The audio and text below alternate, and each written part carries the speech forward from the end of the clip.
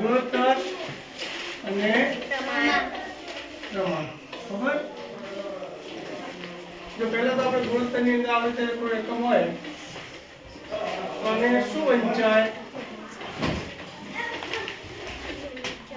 તો આ બે જે ટકા છે ને જેમ વંચાય આનો વંચાય 3 જેમ 2 શું વંચાય 3 જેમ 2 હવે તમે કોઈ રકમનો ગુણોત્તર શોધવાનો કે સમજી લો કે 200 રૂપિયા અને 500 રૂપિયા નો ગુણોત્તર શોધો આવું દાખલો પૂછો તો આપણે જોઈએ જવાબ કે ગુણોત્તર બરાબર પહેલા રકમ હોય આપણે એ ઉપર લખશું અને બીજી રકમ જે છે એ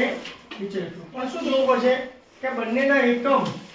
સરખા હોવા જોઈએ જો સરખા ના હોય તો આપણે એકમને સરખા કરવા પડે અત્યારે હાલ બંનેના એકમ સરખા છે અહીંયા રૂપિયા છે અને અહીંયા પણ રૂપિયા છે તો બંને આપણે પહેલી રકમ ઉપર લખી બીજી રકમ નીચે લખી હવે છેદ ઉડાડવાના તો અહીંયા 0 ઉડી ગયા અહીંયા પણ 0 ઉડી ગયા હવે બે ને પાછળ ભગાય ના ભગાય તો ચલો ભગાડવા દીધે 2 ઉપર અને છેદમાં 5 તો આને જેમમાં આ રીતે જેમની રીતે લખવું હોય તો ઉપરની રકમ લખશું અહીંયા 2 જેમ 5 આ તો થઈ ગયો જવાબ બરાબર ચલો એક દાખલો પૂરો હવે આપણે એને પૂછી લઈશું હવે બીજો દાખલો લઈશું ચલો ફર્સ્ટ લઈશું કે 100 રૂપિયા અને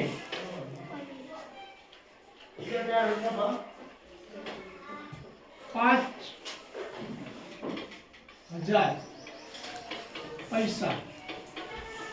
નો ગુણોત્તર જો અહીંયા રૂપિયા છે અને અહીંયા શું છે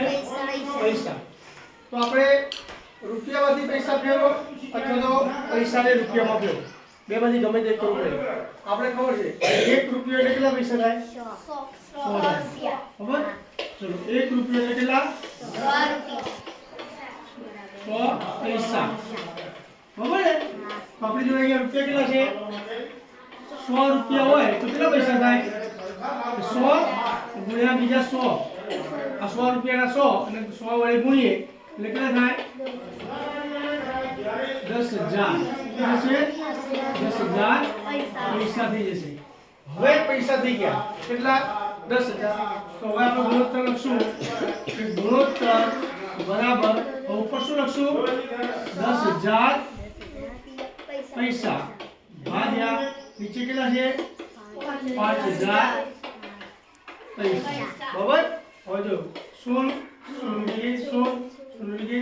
0 0 ઉપર વધે કેટલા 10 નીચે વધ્યા 5 હવે જોવાનું છેદ ઉડે છે કે નથી ઉડતા કેટલા અહીંયા છેદ ઉડે 5 2 અને આ 5 અને આ 5 પણ ઉડી ગયા એટલે ઉપર શું વધ્યું 2 નીચે કઈ વધ્યું છે ના શું કહેવાય છે 1 ગણાય ખબર ને 1 કહેવાય તો શું જેમમાં લખી દો 2